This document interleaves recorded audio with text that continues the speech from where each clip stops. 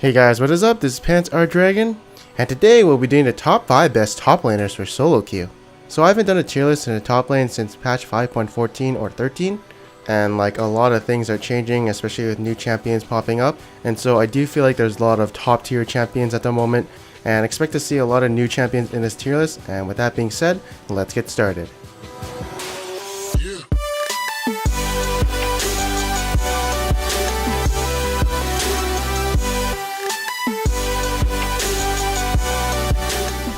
Alright, so first up we have Garen. So I'm pretty positive he's a pretty good champion right now.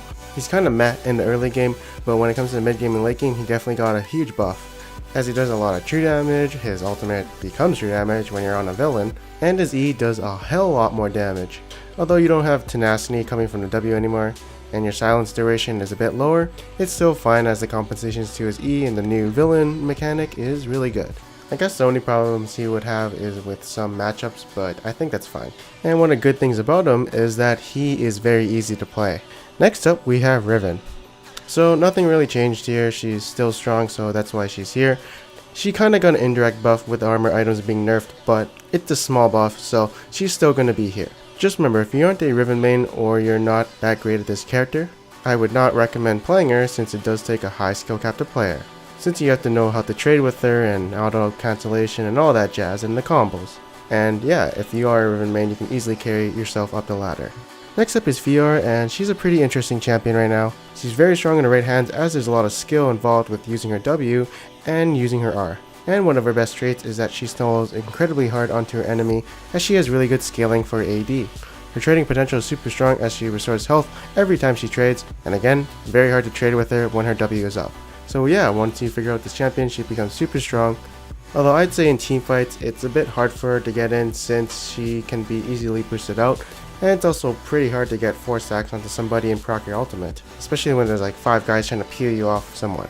But yeah, right now I think she's super strong, and once people are starting to pick her up, you'll see a lot more of her. Next up is going to be Aurelia. So she's here at number 2. It's not that she got worse, it's just there's a better champion than her. So I said this a lot in previous videos about Aurelia, but basically 2 second stun on her E, low cooldown, really good burst potential with her W, which was Triforce, can like flash E onto squishies and basically 100 to 0 them really fast, and gets a huge power spike once she gets her Triforce. Honestly, it's a pretty good carry champ, and I recommend for you to play her if you're really good at her. I mean, if you're mediocre at her, I think it's fine. Like, I suck at her, so I don't like to play her.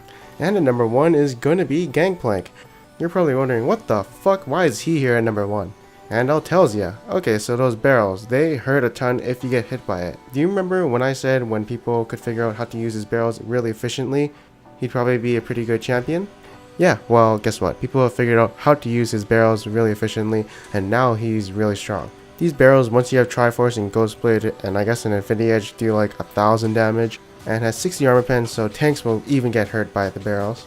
And yeah, he becomes really powerful in the mid game and late game with these barrels. His ultimate is actually really good too. In fact, it's one of the best ultimates in the game in my opinion. And of course you can upgrade it, so that's a good thing.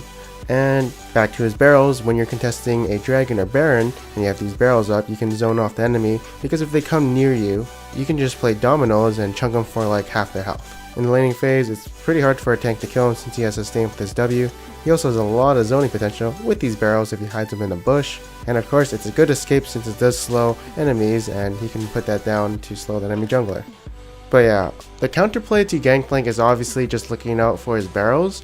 And I think people notice, but people tend to forget that he can extend the range of his barrels, you know, by playing dominoes and get caught off guard and take like fuck tons of damage. Oh, and also his barrels cause wave clear, so it's pretty hard to siege on him too.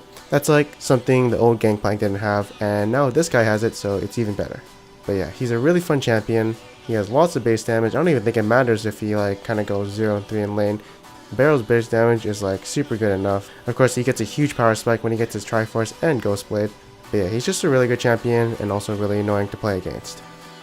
Next up, we're going to be doing some honorable mentions, and first up is going to be Rumble. Rumble takes a hit in this patch where his cooldown on his ultimate is reduced at like all ranks, so there's bigger time windows where he doesn't have his ultimate, and that's a big impact on those team fights. But his base damage didn't get nerfed, Leandre's didn't get nerfed, so like in that sense he's still a good champion. But I mean, if I were a top lane main, I'd probably pick something else right now.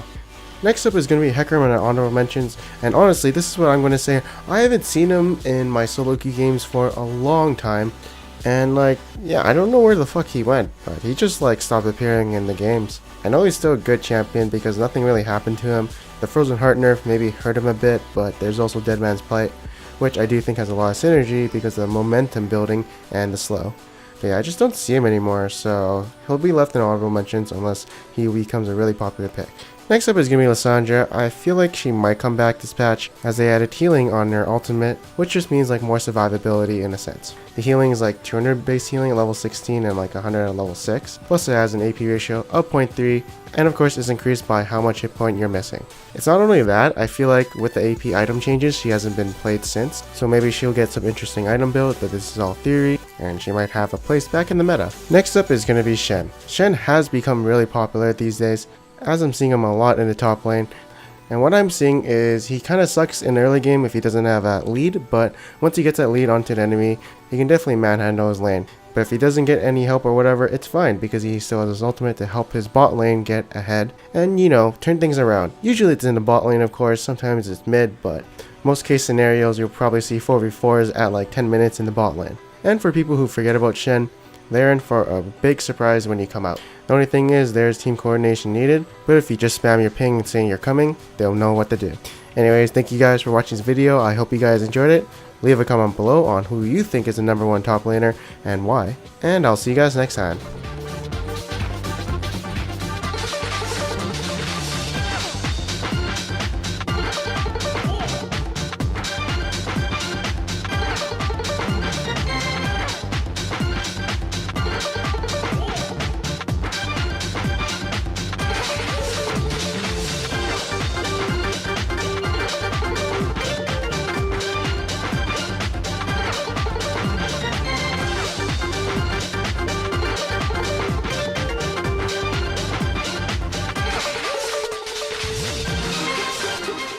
Any sort of constructive criticism is